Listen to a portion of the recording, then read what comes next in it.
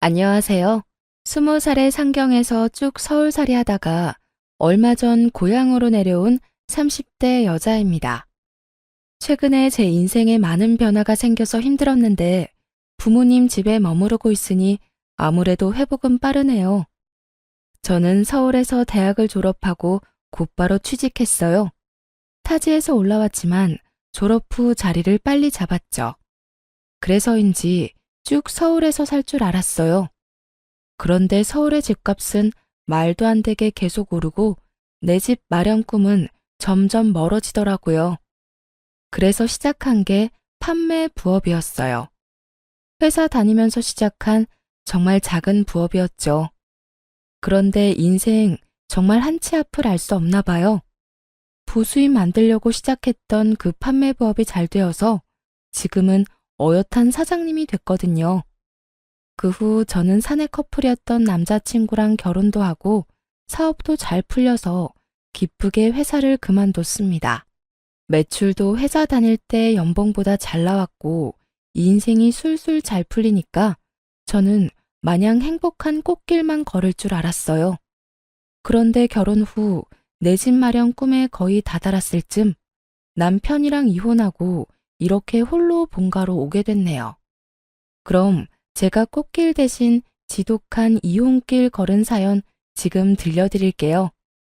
여러분, 결혼 전에는 혼자 살면서 소비에 대한 습관이 잘 잡혀있지 않더라도 결혼하면 다들 합심해서 부부끼리 허리띠 졸라매는 것 아닌가요? 평생 같이 살 부부끼리 경제관념도 하나 합치지 못하면 얼마나 어려움이 많겠어요? 그런데 제가 딱 그랬어요. 저희 남편은 제가 회사 다닐 때보다 돈도 더 잘 벌면서 왜 이렇게 궁상이냐며 툴툴거릴 때가 많았어요. 집에서 먹는 거였어? 에이씨, 가끔은 나도 분위기 좋은 레스토랑 가서 고기도 썰고 싶다고. 남편이 오랜만에 소고기 먹고 싶다길래 일부러 비싼 한우를 사놨는데요. 집에서 고기를 구워 먹는 게 불만이었는지 고기를 굽는 저를 보며 툴툴대기 바빴어요.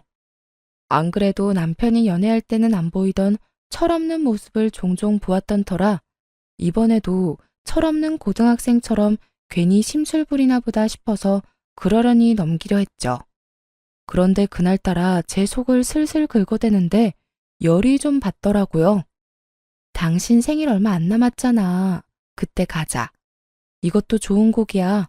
특별히 한우로 사왔단 말이야. 좋은 고기?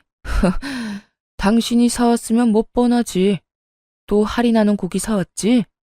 그리고 넌 레스토랑을 꼭 무슨 날이어야 가냐? 인생 재미없게. 아, 돈 벌면 좀 쓰는 재미가 있어야 하는데 그런 게 전혀 없잖아. 아니, 할인하는 건 사람이 못 먹는 소고기야? 일부러 시간 내서 사왔는데 말을 왜 그렇게 밉게 해? 우리 부자 아니고 그냥 평범한 서민이잖아.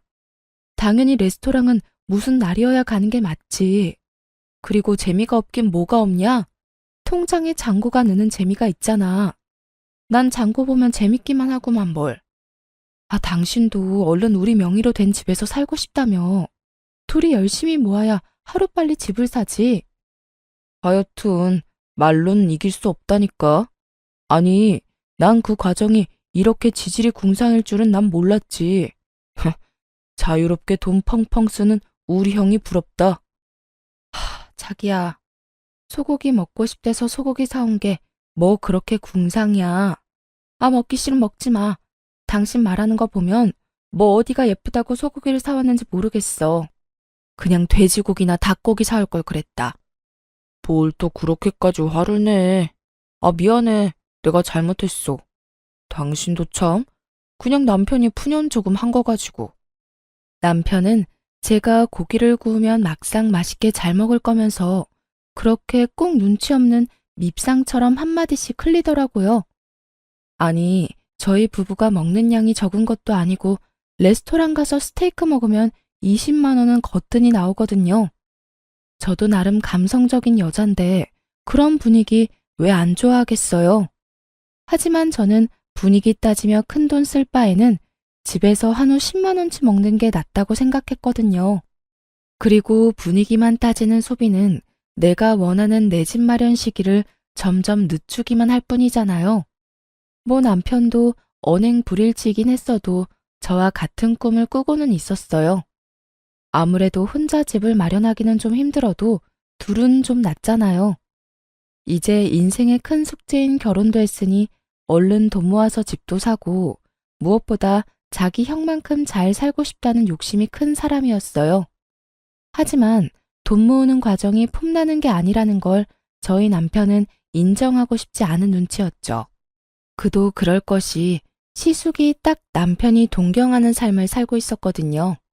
주말이면 골프 치고 레스토랑 가는 것들이 시숙에게는 너무나 당연하고 평범한 일상이어서 남편이 참 부러워했죠. 글쎄요.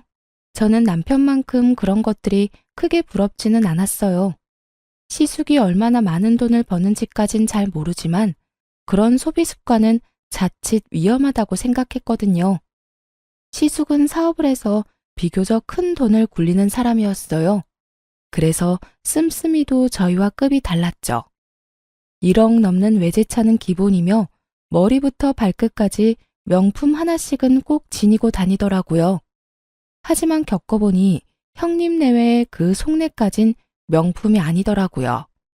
우리 어머니 음식 싹 비웠네요. 다행히 입맛에 맞으셨나 봐요. 그래, 여기 참 음식이 하나같이 정갈하고 맛있구나.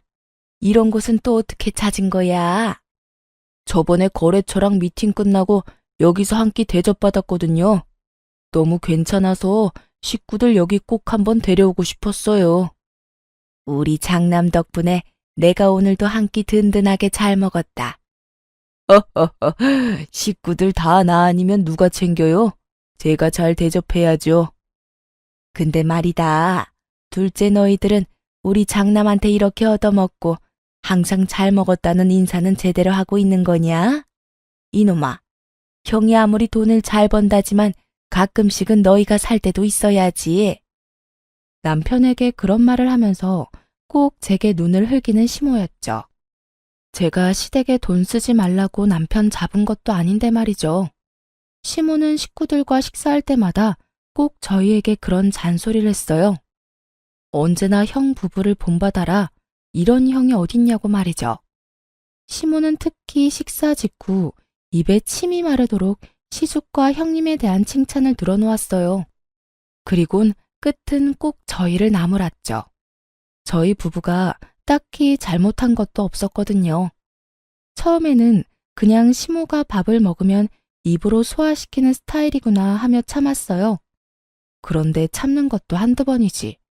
저도 여러 번 듣다 보니 너무 거북해서 어느 날은 가만히 있지 못하겠더라고요. 무엇보다 제겐 당당히 나설 수 있는 이유가 충분히 있었어요. 시숙은 다 같이 외식할 때면 꼭 나서서 이렇게 큰 소리치곤 했어요. 오늘 식사는 이 장남이 계산할게요. 난 정말 우리 가족들 입에 들어가는 건 하나도 아깝지 않아. 처음에는 저도 감사했는데 나중에는 그냥 엄청 웃겼어요. 자기가 식사 계산한다고 온갖 생색내며 계산하더니 막상 집 가면 남편한테 식사값의 반을 입금하라고 연락이 왔거든요. 저도 이 사실을 나중에서야 알았어요. 남편은 평소에 눈치 없이 제 속을 잘만 긁으면서 어쩜 자기 식구들 앞에서는 한마디도 못하는 거예요. 참 못났죠? 아니, 이번 식사는 진짜 아주버님이 사는 거 아니었어? 매번 왜 어머님 앞에서는 본인이 결제한다면서 큰소리치고 뒤에서 얌체같이 당신 보고 돈을 보내래? 그거야 그냥 형도 엄마 기분 좋으라고 그러는 거지 뭐. 그러니까 그게 뭐야. 사람 바보 만드는 것도 아니고. 난 더 이상 형님이랑 아주버님 장단에 맞춰주기 싫어. 게다가 어머님은 항상 우리 계산 안 한다고 눈치 주잖아. 잘못한 것도 없는데 왜 우리가 눈칫밥을 먹어야 해? 저는 아무리 생각해도 이해가 안 되는 행동을 남편은 그래도 엄마 앞에서 장남인 형의 길을 세워주는 게 동생으로서 도리라며 당연하게 생각하더라고요. 이게 다 효도라며 모질이 같은 말을 하는데 속에서 천불이 났어요. 그리고 시숙 내외가 가만히 있으면 모르겠는데요. 매번 돈은 저희랑 나눠서 내면서 양심에 찔리지도 않는지 온갖 생색을 내는 꼴이 너무 보기 싫더라고요. 심지어 자기들은 돈도 많아서 명품 휘감고 다니면서 왜 그런 거짓말을 하는지 도무지 이해할 수가 없었어요. 오늘 밥값도 또 우리 장남이 혼자 다 계산하는 거냐? 둘째 너는 형이 계산하기 전에 좀 나설 수 없어? 엥. 형, 잘 먹었어. 역시나 형 앞에서 아무 말 못하고 멍청하게 당하는 남편을 저는 힘껏 노려보면서 어머님께 사실을 말하려 했어요. 그게 아니라요, 어머님. 사실은. 어머니, 또 잘 드시고 왜 그러세요? 누가 계산하는 게 뭐가 중요해요? 다들 식사 맛있게 했으면 됐죠. 맞아요, 어머님. 이 사람이 장남이니까 서방님이 계산하는 건 또 절대 못 보잖아요. 동서, 우린 정말 괜찮아. 네? 아니, 형님. 그런데 제가 억울해서 뭐라 말하려더니까 형님이 눈치채고 제 말을 딱 끊어버리는 거 있죠? 어머님, 그리고 좀 더 여유로운 쪽이 계산하는 게 맞죠. 저희는 정말 누가 계산하고 그런 거 전혀 신경 안 쓰니까 너무 그러지 마셔요. 언젠가는 서방님이랑 동서도 크게 쏘겠죠. 그치, 동서? 형님이 그 순간 제게 윙크하면서 말하는데 어이가 없어서 말문이 턱 막혀버리더군요. 그리고 어머님, 저희 남편이요. 저한테는 새옷 한 벌 사주는 것도 아까워하는데 어쩜 식구들 챙기는 건 진짜 끔찍해요. 여보, 나한테도 좀 잘해. 허허허, 내가 항상 당신한테 고맙고 미안하지. 두 사람 정말 보기 좋구나. 둘째 너희는 이 모습 잘 보고 배워라. 에휴, 가족들한테 푼돈 아껴서 얼마나 잘 살려고 그러는지 원.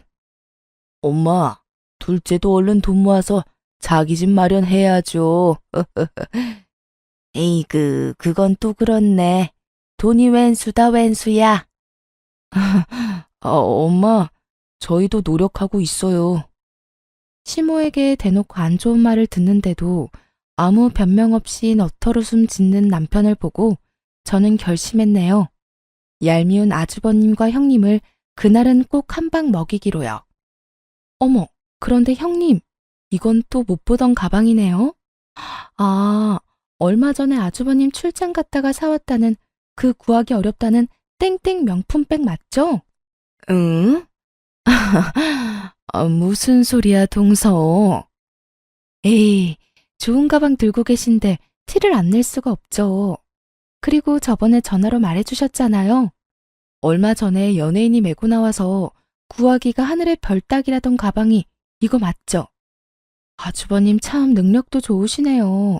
이 비싼 가방을 형님한테는 턱턱 사다 주시고 전화로 들었던 것보다 실물이 더 예쁘네요. 평소에 제가 궁금해하지도 않는데도 그렇게 전화를 해서는 선물 하나 받을 때마다 그렇게 자랑질을 해댔거든요. 보통 시숙이 출장 가서 사온 선물들은 다 비싼 명품이었으니까요. 그러니 오만 곳에 자랑하고 싶어서 입이 얼마나 근질거렸겠어요.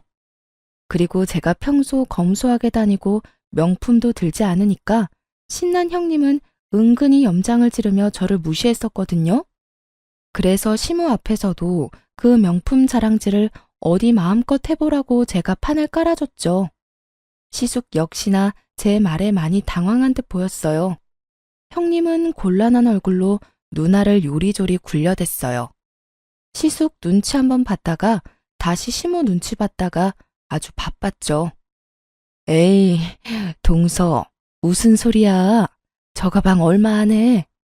아, 역시 아주버님한테는 국산차 한 대 값이 그렇게 큰 돈은 아닌가 봐요. 저는 무서워서 남편이 그런 비싼 가방 사준다 해도 싫다고 거절했을 거예요. 뭐? 국산차? 네, 어머님. 아주버님 정말 로맨티스트이지 않아요? 출장 갈 때마다 어떻게 한 번도 빼먹지 않고 구하기 어려운 명품백을 턱턱 구해오시는 건지. 으이그, 여보. 아주버님이 형님한테 이렇게 잘하는 걸 당신은 좀 보고 배울 필요가 있어. 그게 여보, 그건 지금 할 얘기가 아닌 것 같은데. 응? 뭐가? 저는 아무것도 모른다는 얼굴로 해맑게 웃었어요. 남편이 눈치 보느라 진땀 빼고 있을 때 시모는 역시나 제가 예상한 반응을 보였죠. 참나, 넌 네 애미는 생각이 안 나던? 엄마, 그게요.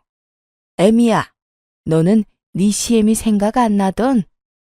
어머님, 그런 거 아니에요. 아니긴 뭐가 아니니? 너네 지금 늙은이는 명품이고 뭐고 그냥 돼지처럼 배만 불리면 된다 그거지? 난 뭐 먹을 줄만 알아? 좋은 가방은 나도 들 수 있는데 너넨 어쩜 내 속을 몰라주니? 무슨 그런 말씀을 하세요. 어머님, 그런 거 아니에요. 아니긴 뭐가 아니요? 그러게. 당신은 뭐하러 가방 자랑을 했어? 사실 짝퉁이잖아, 그거. 그래, 엄마, 저 가방 얼마 안 해요. 그렇지. 짝퉁인데 내가 너무 오버했네. 맞아요, 어머님. 이거 가방 짝퉁이에요. 짝퉁은 무슨? 아니, 정말 너희 나를 호구로 보는 거니? 명품 모르는 내가 봐도 딱 알겠다. 엄청 비싼 가방이란 걸. 그리고 저는 마지막으로 결정타까지 날렸답니다. 어머, 어머님, 제가 괜한 말을 했나 봐요. 죄송해서 어쩌죠? 그럼 오늘은 저희가 계산하고 저희는 이만 일어날게요. 매번 반반 계산해서 마음이 많이 쓰였거든요. 뭐? 아니, 이건 또 무슨 소리야? 반반? 네? 그게요. 그동안 아주버님이 계산하면 저희가 항상 식사값 절반은 따로 입금해 드렸거든요. 그게 항상 마음에 너무 걸렸어요. 어머님, 많이 서운하셨죠? 한 번은 저희가 사야지 했는데 지금껏 계속 반만 계산했네요. 진실을 안 시모는 차마 장남한테 대놓고 창피 죽인 그런지 형님을 한번 째려보고 한숨을 푹푹 쉬며 자리를 떴습니다. 장남이랑 큰 며느리가 자기들 명품 살 돈은 있으면서 식구들 밥 한 끼 살 돈은 없나 보구나. 에휴. 아이고, 내 팔자야. 어디 서러워 살겠냐? 형님은 시모가 무서운지 쥐 죽은 듯 잠자코 있었어요. 그런데 시모가 사라지자마자 제게 기다렸다는 듯 목에 핏대까지 세우며 따지더군요. 동서. 아니, 동서 정말 웃긴다. 여태 가만히 있다가 오늘은 갑자기 왜 나서서 집안 분위기를 이렇게 망쳐? 제가 뭘요? 저는 그냥 형님 가방이 정말 예뻐서 칭찬한 것뿐인데요.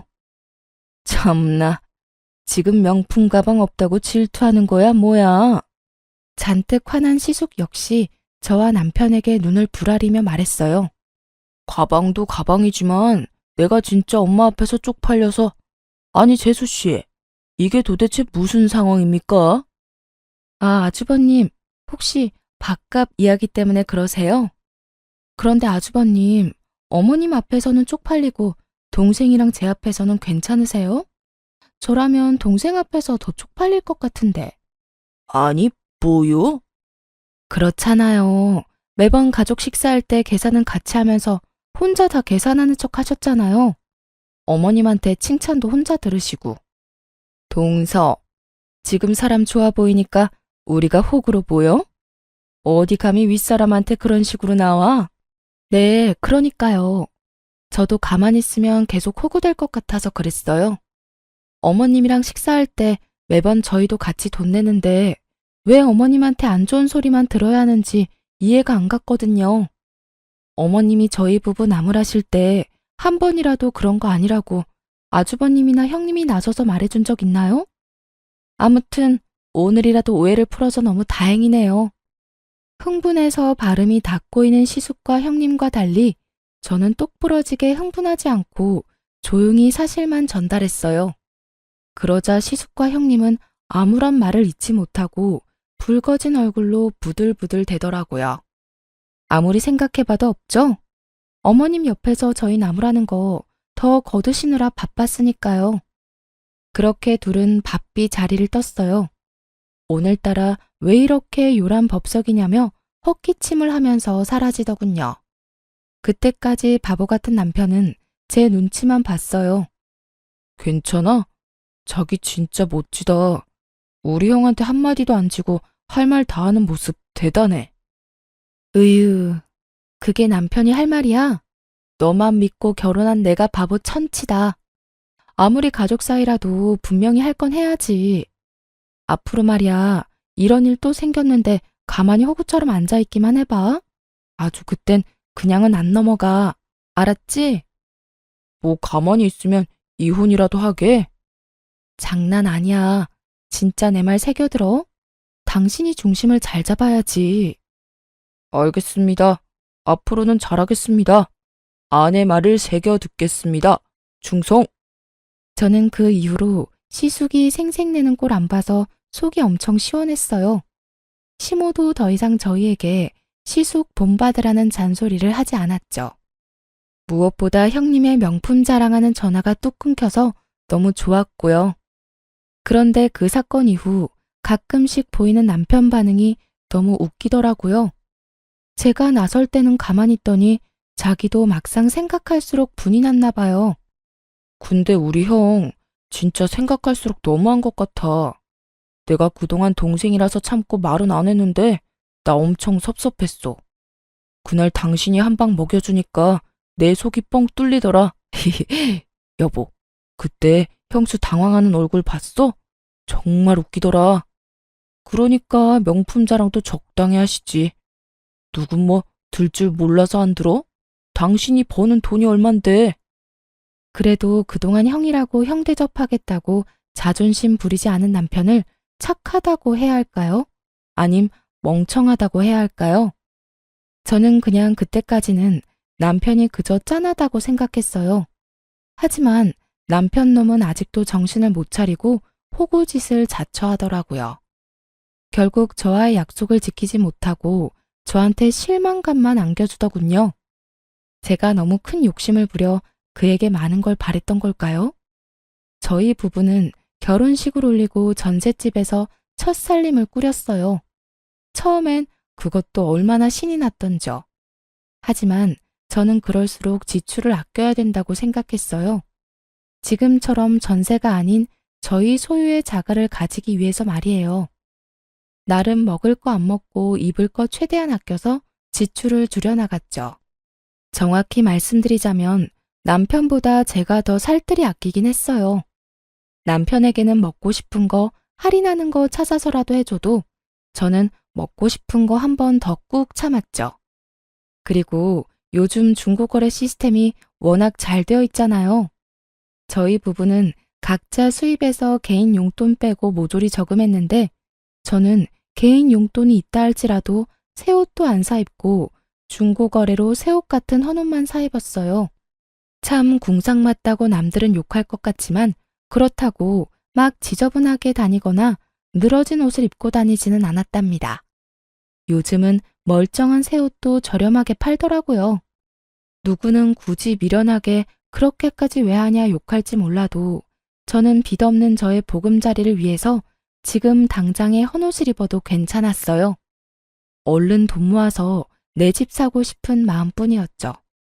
그런데 이 철없는 남편은 밥 먹고도 항상 입이 심심하다며 디저트나 간식을 배달시켜 같이 먹자며 떼를 쓰더라고요. 여보, 방금 밥 먹었는데 뒤돌아서니까 금방 또 배고프네. 아, 여보, 난 매운 게 왜 이렇게 땡기지? 우리 맛있게 매운 땡땡 떡볶이 시켜 먹을까? 연애 때였으면 저도 바로 떡볶이 제안에 넘어갔겠지만 이제 가정을 이뤘고 목표가 있는 저는 의지의 대한민국 아줌마였죠. 집 앞에 분식집 아직 안 닫았을걸?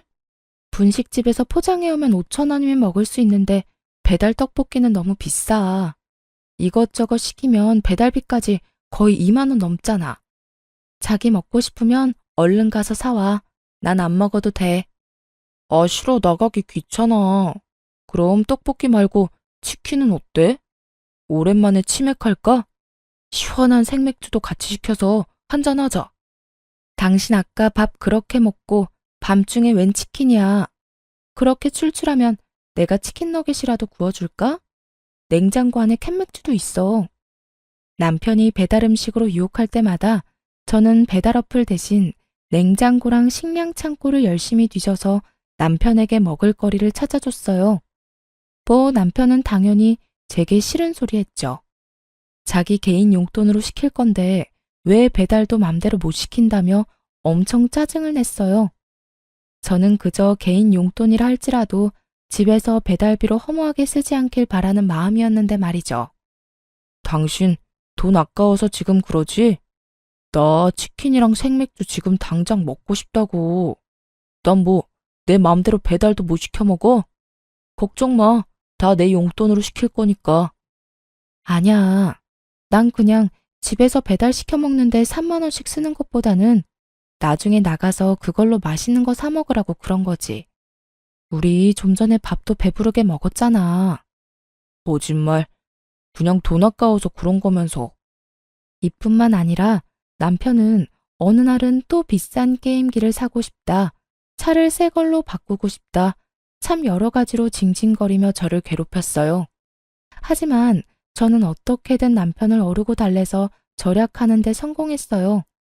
그러고 마침내 은행 대출 없이 오로지 우리 돈으로 집을 살 수 있는 날이 다가왔어요.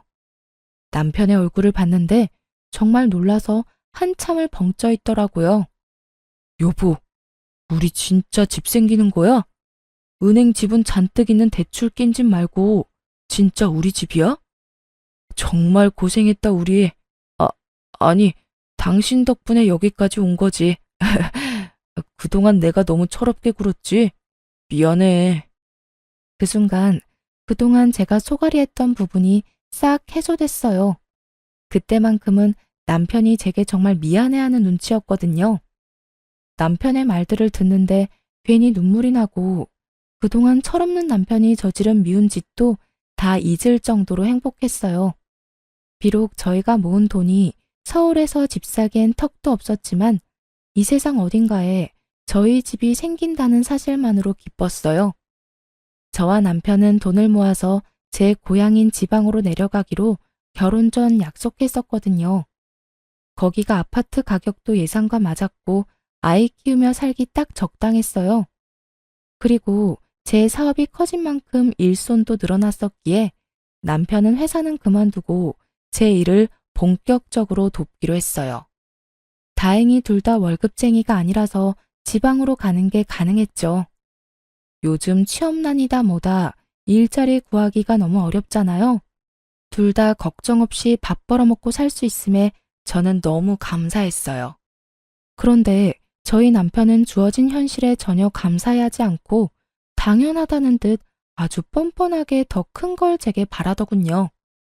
저는 30대이지만 제 남동생은 현재 고등학생이에요. 나이 차이가 많이 나는 늦둥이라 거의 제가 키우다시피 했죠.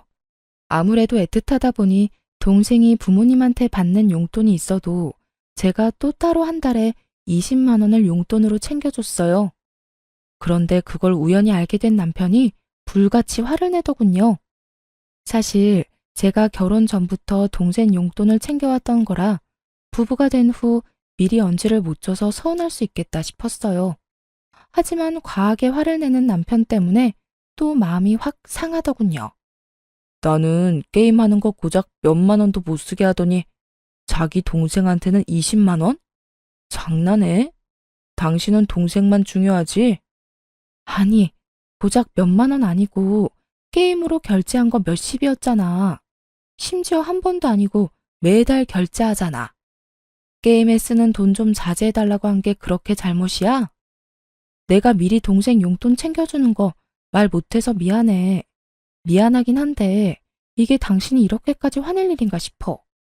20만 원이면 내가 버는 돈에 비해 턱없이 적은 돈인 거 알잖아. 게다가 당신은 개인 용돈 말고 생활비에서 쓴 거고.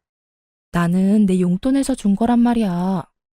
미안하면 미안한 거지 왜 이렇게 변명이야? 난 그것도 모르고 매일 너한테 잡혀 살았네. 몰라. 나도 이제 돈 펑펑 쓸 거니까 말리지 마. 그리고 입장 바꿔서 내가 형한테 돈 주다가 들키면 당신 가만 있을 거야? 무슨 말도 안 되는 억지야. 아주버님은 돈 많은 어른이고 내 동생은 아직 미성년자야. 용돈 필요할 나이 지나면 나도 안 줄 거라고. 그리고 내가 그랬던 건 전부 나 위해서 그랬던 것만은 아니잖아. 당신도 우리 집 이렇게 빨리 구매하게 됐다고 분명 기뻐했었잖아. 우리 둘을 위한 거였는데 항상 왜 나만 나쁜 사람 만들어 왜? 와, 이젠 자기가 잘못해놓고 큰 소리네. 종종 남편은 개인 용돈을 다 썼다며 함부로 저축 통장에 손을 댔다가 제가 엄청 화를 냈었거든요. 함께 모으는 통장이고 둘이 살 집을 사기 위해 모으는 돈인데 저 몰래 게임 아이템 결제하고 배달 음식 먹다가 여러 번 들켰어요. 저는 그거 못하게 한 것뿐이었는데 남편은 제 동생 용돈을 빌미로 잡아서 아주 큰 소리 뻥뻥 치더라고요. 속으로 참 막막했어요. 아직 자식을 기른 적은 없다만 못난 아들 하나 데리고 있는 심정이랄까요? 한참 어린 제 동생보다 더 철없어 보였으니 이런 남자인 줄 알았다면 결혼까진 안 했을 텐데 속으로 이런 생각을 수십 번도 넘게 했네요. 하지만 이미 결혼식도 치렀고 이런 게 이혼 사유가 된다고 생각하진 않았어요. 철없는 남편일지라도 사랑해서 결혼한 건 사실이잖아요. 애써 남편의 좋은 점을 떠올리며 긍정적으로 생각하고 넘겼어요. 그런데 이런 제 노력에도 불구하고 넘길 수 없는 큰 고비가 찾아오더군요. 남편과 말다툼하고 며칠 뒤였어요. 서로의 답답함에 대화도 제대로 안 했었거든요. 그래서 서로 서먹한 상태 그대로 시모 생일을 맞이했어요. 어쨌거나 남편은 제가 동생한테 용돈 20만 원 주는 게 서운하다 했으니 이번엔 제가 먼저 시모 생일을 제대로 챙겨주면 남편도 화가 풀릴 거라 생각했어요. 어머님, 생신 정말 축하드려요. 고맙다. 제가 아직까지는 어머님 취향을 잘 몰라서 용돈 준비했어요. 다음에는 어머님 취향 잘 공부해서 센스 있게 선물로 드릴게요. 그때 제가 시모의 생일 용돈을 준비했다고 하니까 남편은 제게 소리 없이 입모양으로 얼마냐고 묻더군요. 저도 마찬가지로 입모양으로 100이라고 말하자 남편은 뭔가 마음에 안 든다는 듯 아리송한 표정을 지었어요. 식사 끝나고 저랑 같이 백화점 가요, 어머님. 제가 가서 마음에 드는 가방 하나 사드릴게요. 용돈도 모자라서 가방? 어머, 둘째가 무슨 일이냐? 무슨 좋은 일이라도 생겼어? 요즘 사업 잘 풀리나 봐. 그래, 일이 안 되기만 하면 재미없지. 그래, 아무쪼록 잘 풀려서 다행이다. 네? 저 사업은 잘 안 된 적은 한 번도 없었는데. 이상하게도 제 사업은 언제나 잘 풀리고 있었는데 항상 시댁 사람들은 은근히 걱정하는 말투로 저를 무시하더라고요. 솔직히 제가 시댁에서 특별히 돈 아낀 적도 없었거든요. 남편이 뒤에서 뭐라 말이라도 전한 건지 알 수 없었죠. 아님 제가 형님처럼 명품을 빼입지 않아서 무시당한 거였을까요? 아무튼 가방 이야기에 시모가 밝게 웃자 남편도 그제서야 만족한다는 얼굴이었어요. 그런데 제게 그럴 필요 없다며 시숙이 짠 하고 명품 가방을 꺼내드는 거예요. 가방은 이미 큰아들이 준비했지요. 엄마, 생신 축하드려요. 그동안 아버지 없이 저희 키우느라 고생 많으셨어요. 애구머니나, 언제 이런 걸 준비했냐? 이러지 않아도 되는데. 어머님, 얼른 받아주세요. 동서, 그런 건 우리가 할게. 동서 사업한다 해도 뭐 얼마나 남는다고 그래? 네? 아니, 주머니 사정은 우리가 더 넉넉하잖아. 어머님, 생신 정말로 축하드려요. 어머님한테 딱 어울리는 명품 찾느라 저희 얼마나 뛰어다녔는지 몰라요. 형님은 아니나 다를까 그날도 제게 재수없게 꼽을 주더라고요. 시어머니 옆에 딱 붙어선 명품 중에 명품을 사왔다고 온갖 생색을 냈어요. 시숙은 그 옆에서 무게를 한껏 잡고 서 있는데 참 어울리는 한 쌍이다 싶었네요. 돈 주고도 못 구하는 귀한 품번의 가방이라며 형님이 요란을 떨어댔지만 가방을 받고 좋아하는 시모를 보니까 기분이 크게 나쁘진 않았어요. 평소 용돈을 좋아하셔서 고민 없이 현금부터 준비했는데 차라리 묻지 않고 깜짝 선물을 사드릴 걸 그랬나 살짝 후회도 됐어요.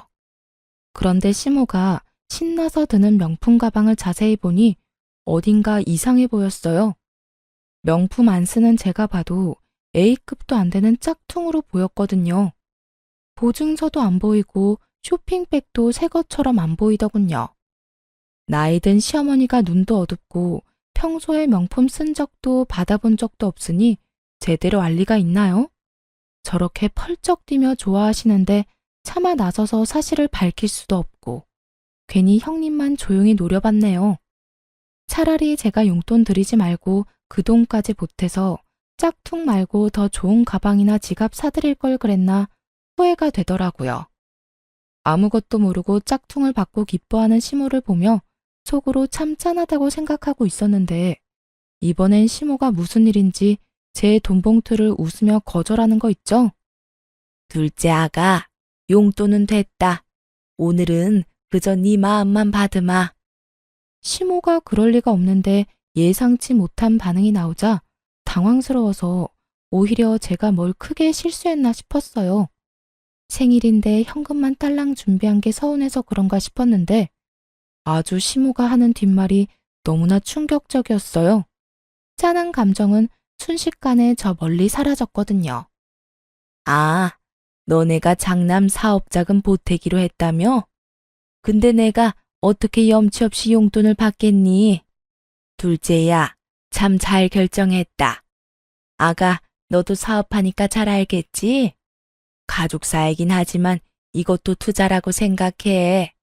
우리 장남이 원금보다 분명 배로 돌려줄 거야. 그럼 가족이라면 이렇게 서로 어려울 때 도와야지. 나한테는 그게 선물이야. 그러니 내 용돈은 됐다. 너도. 네? 어머님 그게 도대체 무슨 말씀이세요? 제가 돕다뇨 뭘. 저는 너무 놀라서 목소리는 물론이고 몸이 벌벌 떨리기 시작했어요. 남편은 그런 저를 보고도 태연하게 이렇게 말했죠. 우리 집 살 돈 잠깐 형한테 빌려주기로 했어. 뭐? 왜 나한테 말 안 했어? 며칠이나? 며칠이라니? 3억 다시 받으려면 좀 시간 걸리지. 세상에, 정신 나간 남편놈이 아파트 계약금 자그마치 3억을 저와 상의도 없이 시숙에게 사업자금으로 빌려주기로 했다는 거예요. 저는 그 순간 이성의 끈이 딱 풀렸어요. 그동안 참았던 울분도 함께 터졌죠. 아주버님한테 그런 푼돈이 왜 필요해? 아주버님, 돈 많은 거 아니셨어요? 형님 입이 있으시면 말을 해보세요. 아까 저보고 여유 있다고 하셨잖아요. 그렇게 은근히 저 무시할 때는 언제고 갑자기 집 살 돈을 빌려달라고요? 다시 갚을 능력은 되시고요. 야, 우리 형이 우리 돈 떼먹었어? 왜 이렇게 막말이야? 그리고 넌 네 동생 달에 20만 원씩 용돈 주면서 이건 또 용납이 안 돼? 심지어 우리 형은 네 동생처럼 날름 돈만 받는 게 아니라 빌리는 거라고. 나중에 이자 쳐서 다 갚을 건데 뭐가 문제야? 그거랑 이거랑 같아? 미쳤어 당신? 그동안 우리가 이 집 사려고 얼마나 고생했는데 주말마다 골프 치러 가는 당신 형이 뭐가 아쉬워서 우리한테 3억을 빌려? 은행한테 빌리라 해. 참나, 뭐가 어째? 가만 듣다 보니까 기가 막혀서 넌 네 동생 뒷바라지를 결혼해서도 하고 있었냐? 그게 무슨 못 배워먹은 행동이냐? 넌 이제 엄연히 우리 집 식구다. 어디 친정 식구만 뒤에서 몰래 챙기려고? 그리고 올랑 3억 가지고 어디 유세야? 넌 시댁이 우습냐? 어머님, 3억이에요. 그게 비교가 되나요? 그리고 결혼했다 해도 친정이 남이 되는 게 아니잖아요. 네, 우스워요. 너무너무 우습네요. 무엇이라? 시모는 그 자리에서 저를 잡아먹을 듯이 달려들어 호통을 치더군요. 여러분, 20만 원이랑 3억이 같은 선상에서 비교할 게 되나요? 아무리 빌려준다지만 최소한 저랑 상의는 했어야 하잖아요. 당연히 그 3억에는 남편보다 제가 더 지분이 많았고요. 무엇보다 남편이 저와는 아무런 상의 없이 집값을 시댁에 홀랑 다 넘겨줄 계획을 하고 있었다는 게 너무 소름 끼쳤어요. 당신한테 미리 말 못한 건 내가 미안해. 근데 집에 가서 따로 이야기하면 되는 걸 이런 날 꼭 여기서 이런 식으로 싸워야 직성이 풀려? 그리고 막말로 내가 진작 털어놨어도 당신이 쉽게 허락했겠냐고. 설마, 아니지? 그래, 아파트 잔금 안 넣었어. 설마 했는데 시모 생일이 아파트 잔금 치르는 날짜였거든요. 여태 안 치르고 이놈이 그걸 시숙에게 넘겨줄 생각을 하고 있었더라고요. 정말 미쳤어, 당신. 그동안 미운 짓 해도 나쁜 짓은 안 해서 참았어. 근데 이렇게 내 뒤통수를 쳐? 제가 참다 못해 소리를 지르자 시모가 좋은 날 분위기 망치지 말라며 오히려 큰 소리를 치는데 하는 말이 참 가관이었어요.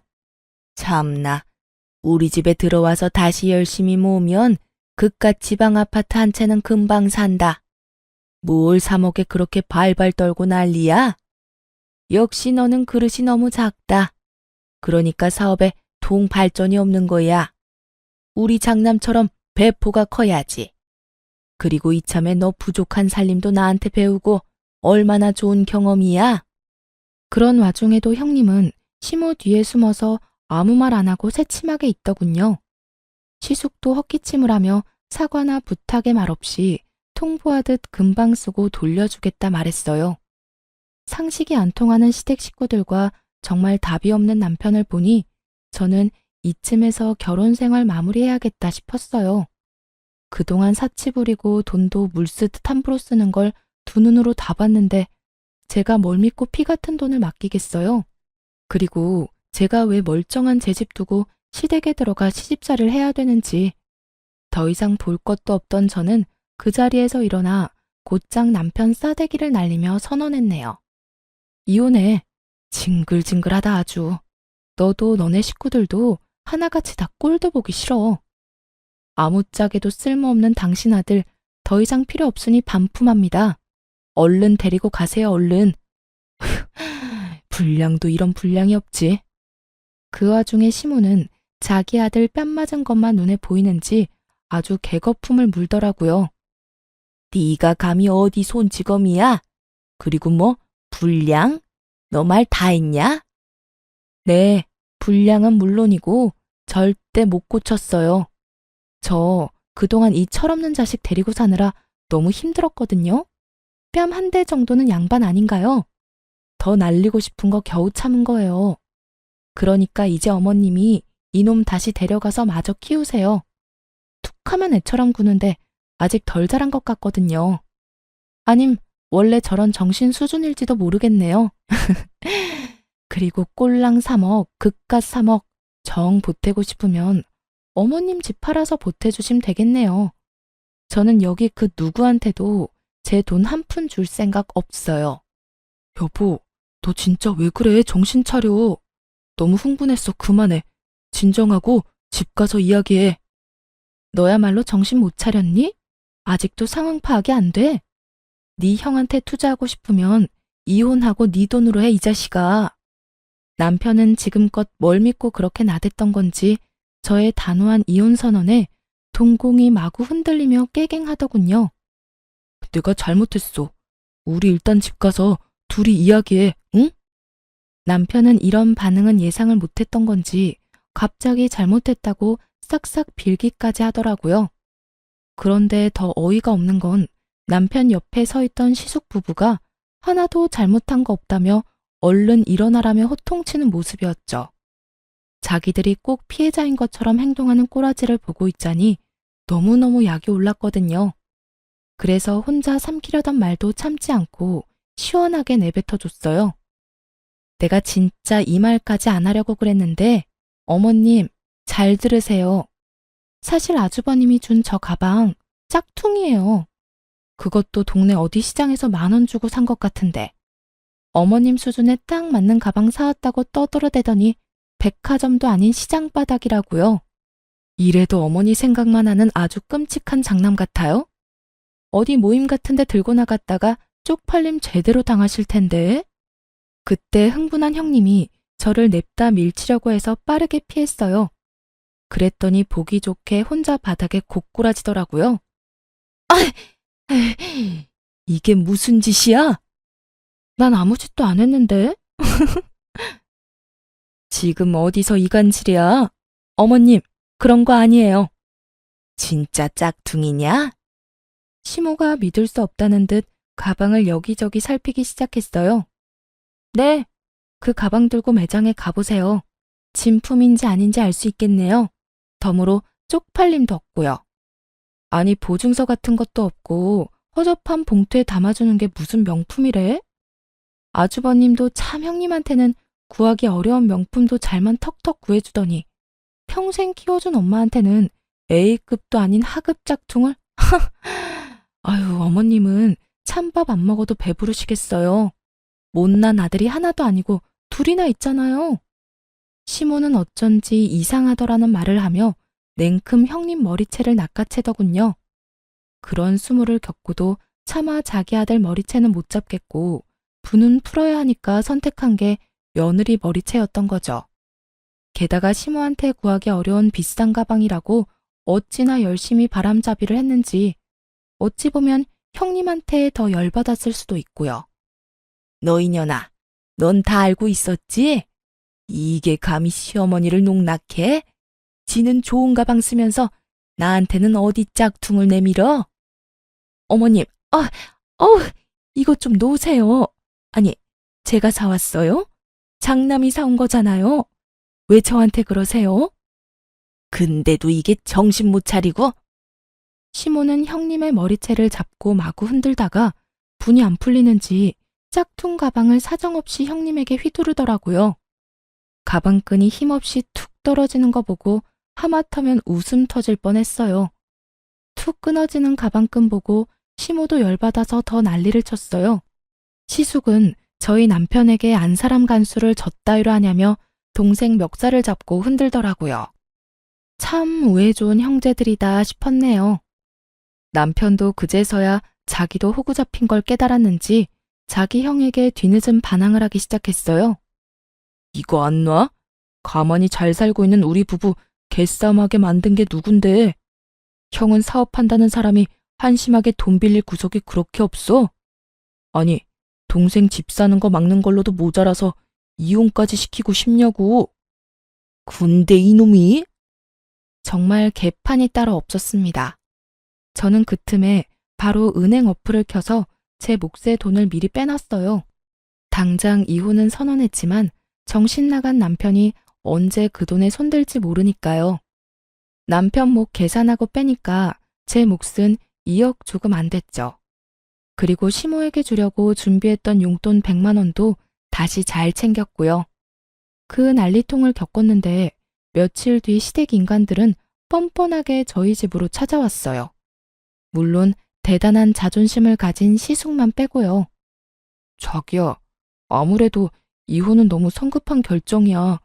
우리 이혼은 좀 더 생각해보자, 응? 막말로 우리 형이 잘못한 거지 내가 잘못한 건 아니잖아. 나 한 번만 봐주라. 아직도 뭐가 잘못된 건지 모르겠어?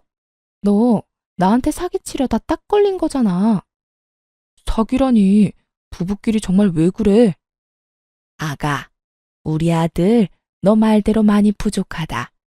내가 애 기죽을까봐 차마 인정을 못했어. 네가 그동안 돈 모으느라 고생한 거 우리가 왜 모르겠니? 이번 한 번만 네가 참고 넘어가주면 말이다. 내가 너 해달라는 거 다 해주마. 우리 장남 사업이 지금 좀 위태로워. 해달라는 거 다 해주신다고요? 그럼 어머님 집 명의 제 앞으로 해주세요. 어머님 집에서 제가 살 테니까 어머님은 형님네 가서 살면 되겠네요. 그건 아무래도 좀... 그건 또 싫으세요? 그리고 사업이 엄청 위태롭다면서 정작 당사자는 어딜 갔는지 안 보이네요? 그게 그이가 여기저기 돈 빌리러 다니느라 바빠서 말이야. 동서, 내가 그동안 잘해주지 못해서 미안해. 이참에 우리 자매처럼 친하게 지내자. 응? 남편, 시모, 형님 셋이 제 앞에 무릎 꿇고 싹싹 비는데 저는 그 모습들도 그저 가증스럽기 짝이 없더라고요. 결국 제 돈이 필요해서 미안한 척 연기하는 거니까요. 제게 돈 아끼고 궁상이라고 눈치 줄 때는 언제고요. 사정 들어보니 도와준다는 사람들이 갑자기 다 등을 돌려서 가족들이 도와주지 않으면 아예 망하기 직전이었어요. 그러게 얼마나 주변에 못했으면요. 하긴 친동생한테도 그러는데 알만하네요. 근데 아주버님 끝까지 자존심 부려서 직접 안 온 거 맞죠? 아니 돈이 필요하면 직접 와서 부탁해야죠. 아깝다. 난 빌려주고 싶었는데 한 명 무릎이 부족해서 안 되겠네요. 제가 그렇게 도발하자 형님은 제 예상대로 본 모습을 보이더군요. 야, 너 말이야. 주제를 알고 까불어. 말이 너무 심하잖아. 지금 잠시 우리가 위태롭지. 잘 풀려봐. 어디 너 따위가? 무릎 꿇으러 온 와중에도 머리부터 발끝까지 명품 치장하고 온 형님 보고 진절머리 났거든요. 그래서 속 시원하게 이렇게 말했죠. 어쩌죠? 난 내 주제 잘 알아요. 어디 저 따위가 그 대단한 사업을 돕겠어요? 평범한 서민은 절대 못 돕죠. 주제를 알아야 할 건 당신들이에요. 나 이제 집안 사람 아니니까 더 이상 이렇게 찾아오지 마시라고요. 그리고 심한 건 내가 아니라 그쪽이죠. 남편 망할 위기에 온갖 명품 휘두르고 뭐해요? 나한테 구걸하기 전에 당신 집에 있는 그 명품들이나 가져다 팔아요. 뭐라고? 어디 자존심 부려? 지금 네가 큰 소리 칠 때야? 어머님, 네가 사치만 안 했더라도 장남이 현금이 모자랐겠어? 어머님, 저만 그 돈 썼겠어요? 장남이 유흥하느라 다 썼네요. 애초에 돈을 빌려줄 생각은 없었지만 저를 두고 실랑이를 벌이는 꼴을 보니 어이가 없었어요. 형님은 더럽고 치사해서 빌릴 생각 없어졌다며 곧 사라졌고 그 뒤로 시무랑 남편이 제 바지가랑이 붙잡고 제발 도와달라는데 전 그냥 개무시하고 내쫓았어요.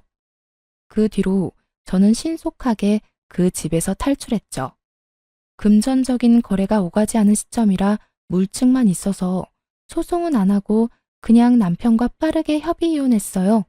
금전적인 거래가 있지 않아서 오히려 다행이었죠. 저는 전 남편이 감옥에 가는 것보다 제 피 같은 돈 못 돌려받는 게 더 무서웠으니까요. 시댁 근황은 굳이 알고 싶지 않았는데 소문이 들려오더군요. 전 시숙은 결국 사업 다 말아먹고 이혼 소송 중이라 들었어요. 형님이랑 시숙 그 나물의 그 밥이라고 잘 살지 왜 이혼하나 싶었죠. 한때 형님이었던 그 여자는 어이없게도 남편이 어려워지니까 아주 바로 이혼하자 하고 서류부터 들고 왔다네요.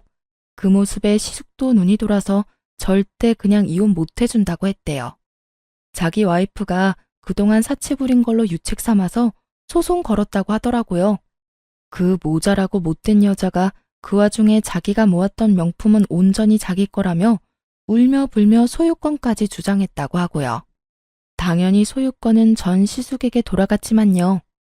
제 전 남편이 이미 형 대신에 헐값에 팔아버린 명품 가방과 옷, 구두 때문에 그 여자 아주 피눈물 흘렸다고 하네요. 명품 그게 뭐라고 그 난리인지 저는 지금도 이해가 안 가요. 시무랑 전 남편은 뭐 자기 가족 말만 믿고 전 재산을 그 사업에 다 털어넣었다네요. 망할 사업에 왜 자기 가족들까지 다 끌어들인지는 모르겠지만 결국 쫄딱 망해서 그 셋은 방 한 칸짜리 집에서 같이 살고 있다 합니다. 형 취급, 장남 취급은 물론이고 인간 취급까지 못 받으며 돌려막지 못한 투자금 갚기가 힘들어 일용직을 전전하고 있는 것 같더라고요. 저번엔 전 시숙이 술을 진탕 마셨는지 어이없는 문자를 보내놨더라고요. 읽어보니 저 때문에 망했다며 제 탓을 아주 장문으로 보내놓은 거 있죠? 제가 동업을 한 것도 아니고 돈 안 빌려줬다고 탓하는 건 무슨 심보인지 모르겠어요. 그냥 스스로가 무능한 걸 숨길 핑계가 필요했던 거겠죠? 전 시모는 말년에 무슨 꼴이냐며 밤마다 통곡을 한다는데 참 자업자득 같아요. 전 남편은 그렇게 이혼했는데 종종 제게 잘 지내냐고 연락이 오더군요. 지능이 낮은 건지 뻔뻔하게 잘 지내냐고 문자 와서 차단했어요. 저는 원래 계획대로 고향에 내려와서 잘 살고 있어요.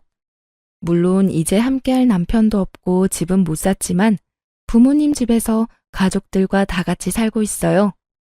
부모님한테 적은 돈이지만 용돈 드리면서 계속 집을 사기 위해 저축 중이에요. 솔직히 저도 사람인지라 가끔은 돈 아낀다고 허덕이는 제가 싫을 때도 당연히 있었어요. 하지만 결국 제 곁에 남는 건 돈이었네요. 혼자지만 언젠간 저도 제 예산에 맞는 좋은 집 찾겠죠? 뒤통수 맞고 나니 사람은 더 이상 못 믿겠네요. 사치 부리고 허영 가득한 그들의 최후를 보니 제가 틀리지 않았고 올바르게 살았다는 걸 실감하는 요즘이에요. 가끔 앞뒤 사정 모르고 남편 배신하고 이혼했다며 저에게 안 좋은 말들을 하는 사람들도 있는 걸로 알아요. 그들에게 이 모든 사정을 하나씩 밝힐 수도 없고 답답했는데 앞으로 제 이야기 뒤에서 하는 사람들에게 이 사연을 대신 보내주려고요. 여러분, 혹시 제가 그런 시댁에 호구 잡혀서 돈 빌려주는 게 맞았다고 생각하세요? 부디 저의 탈출을 함께 축하해 주시리라 믿어요. 그럼 지금까지 제 긴 사연을 함께 들어주셔서 감사합니다.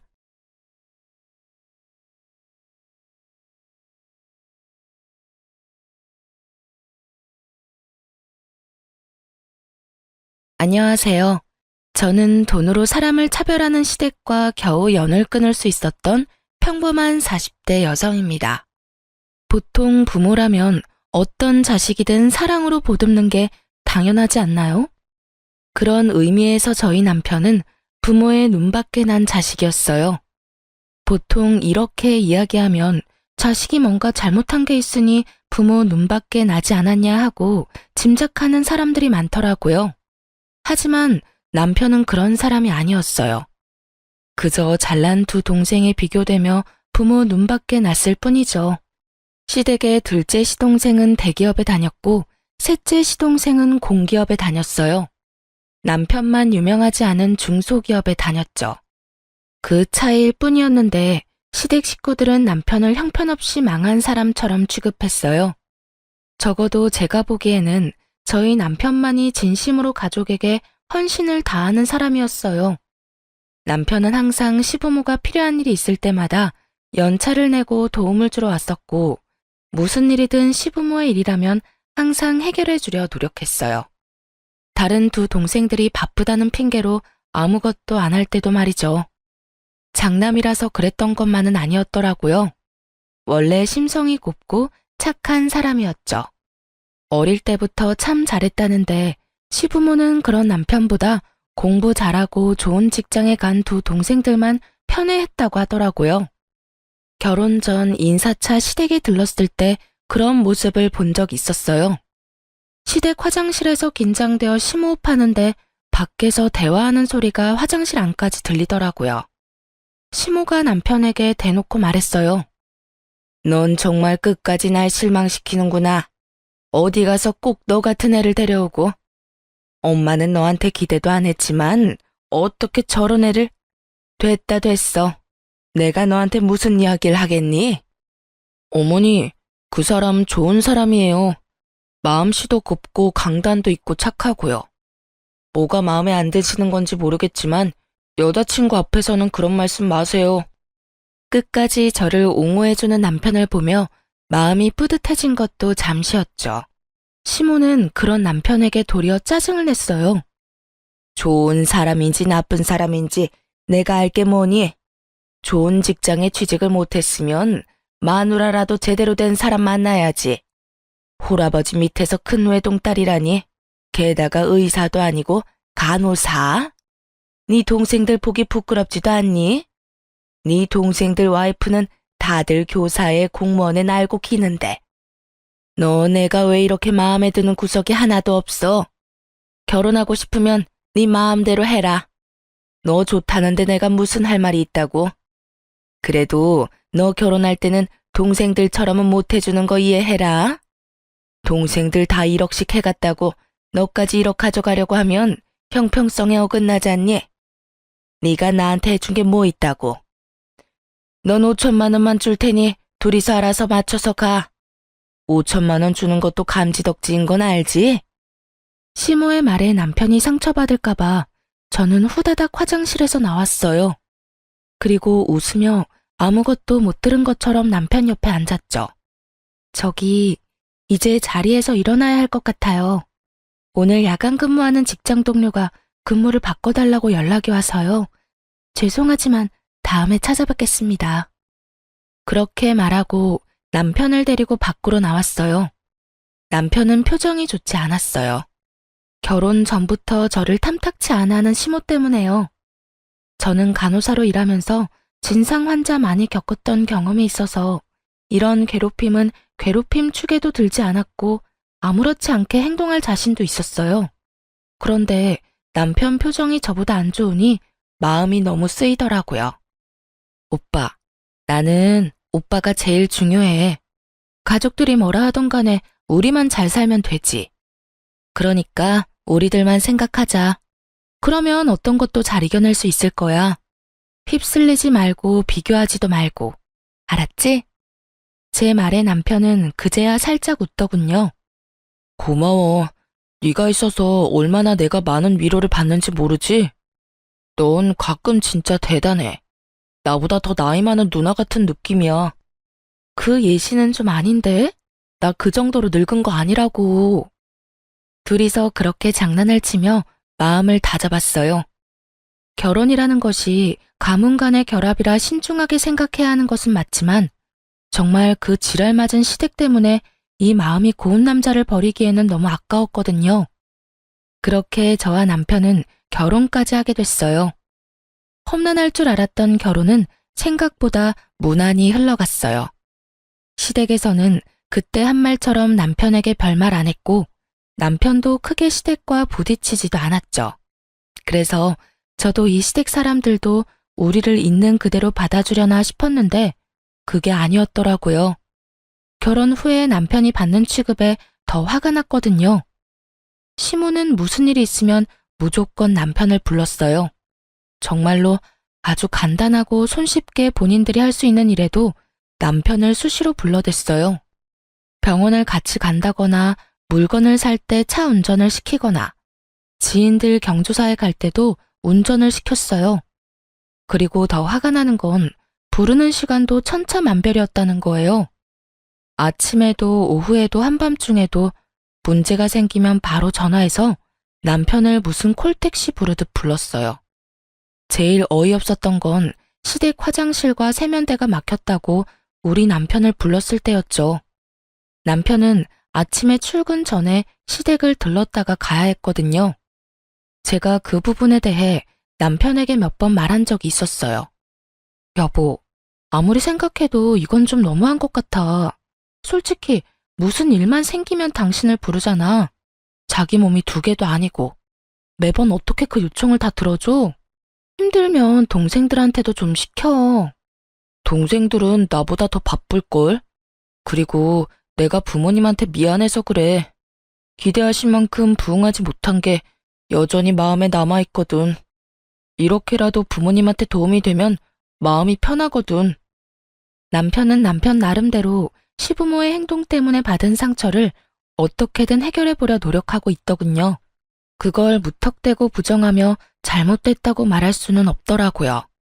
그런데 제가 결국 시댁에 직접 말을 하게 되는 일이 벌어졌어요. 결혼 후 몇 달 뒤에 시모에게 직접 저한테 전화가 왔어요. 주말에 일이 있으니 시댁에 들르라는 말이었어요. 남편과 함께 갔는데 시모가 그러더군요. 다음 주면 명절인데 집골이 말이 아니구나. 오늘은 집 대청소에 냉장고 청소를 좀 해야겠다. 그러면서 저와 남편에게 청소 도구를 쥐어주시더군요. 저는 당황했어요. 갑자기 불러서 청소라니. 제가 물었어요. 동서들은 언제 오나요? 오면 같이 시작하는 게 어떨까 싶은데. 저는 당연히 다른 동서들도 올 거라고 생각하고 물었거든요. 그런데 시모가 어이없는 말을 하더군요. 동서들이 여길 왜 오니? 너랑 아범 둘이서 다 해야지. 내가 솔직하게 말해서 이런 말까지는 안 하려고 했는데 너는 염치도 없니?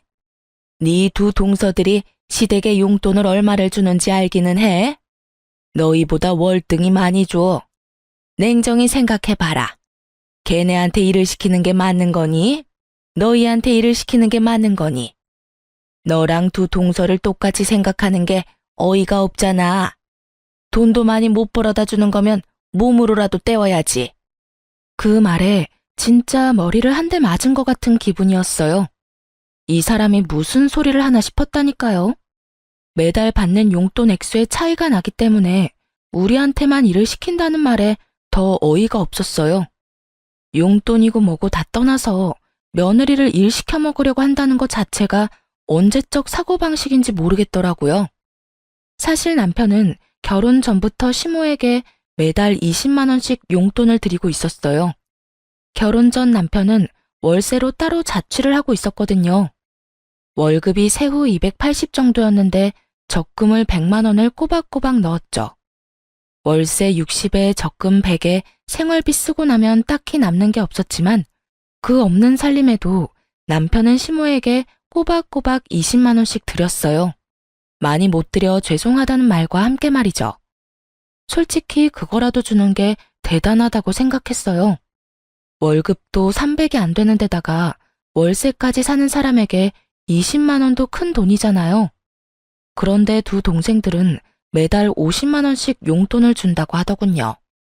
결혼을 하기 전에도 결혼을 하고 난 뒤에도 말이죠.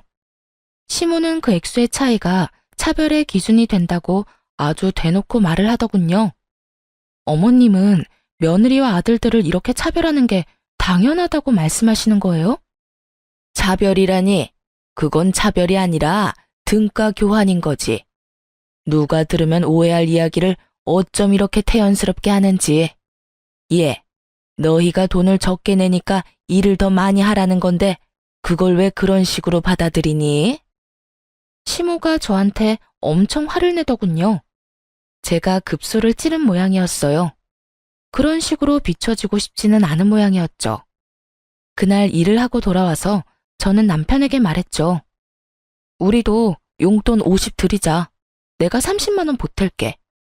이런 식이면 영영 죽을 때까지 시댁에서 하는 일처리 당신이랑 내가 다 해줘야 할지도 몰라. 당신은 부모님께 더 잘해주고 싶은 건지 몰라도 나는 아니야. 동서가 2명이나 있는데 내가 왜 혼자서 모든 걸 다 감당해야 해? 그리고 내가 만약에 애라도 생겨봐. 내가 그 몸으로 무리하다가 문제 생기면 그때는 어떻게 할 거야? 차라리 처음부터 그런 일 없도록 일 처리하는 게 나아. 내가 보태줄 테니까 그렇게 하자. 제 말에 남편도 수긍을 했어요. 임신을 언급하기 전에는 제 말에 반대를 하려고 한 듯 보였는데 애 이야기에 마음이 돌아섰더라고요. 그럴 수밖에 없죠. 애가 태어나고도 불려가는 거 생각하면 남편 입장에도 힘들 수밖에 없잖아요. 그래서 저는 그 다음 달부터 시모에게 50만 원을 붙였어요. 하지만 시모는 여전히 남편을 불러냈어요. 그래서 전 남편에게 정말로 바쁠 때는 가지 마라고 조언했어요. 그리고 남편을 시켜서 두 동생에게 전화를 하게 했어요. 도련님, 저희 남편 요즘 일이 바빠서 어머님이 부를 때마다 가지를 못해요. 그러니까 도련님이 좀 가주세요. 어머님한테도 좀 신경 쓰시고요. 형수, 그렇게 말해도 저희는 바쁜데 어떻게 매번 시간 내서 시댁에 가요? 난색을 표하는 시동생에게 제가 말했죠. 형은 계속 그렇게 해왔어요. 일하는 거 다 똑같고 형님이야말로 요즘 야근한다고 바빠요. 여태껏 계속 해온 형 대신에 두 도련님이 애 좀 써주세요. 솔직히 이런 말까지는 안 드리고 싶은데 시댁에 돈 많이 받아간 사람은 두 분이잖아요. 그게 무슨 말이에요? 저희는 매달 용돈도 꼬박꼬박 드리고 있다고요. 용돈은 저희도 드려요. 그런데 결혼할 때 도련님들 시댁에서 얼마 받으셨어요? 제가 알기로는 1억 넘게 받았다고 들었는데. 저희는 5천만 원 받았거든요. 그러면 두 도련님께서 더 노력해야 하는 게 당연한 거 아닌가요? 저희보다 훨씬 많이 받아가셨잖아요. 여태 용돈 드린 거 제하더라도 말이죠.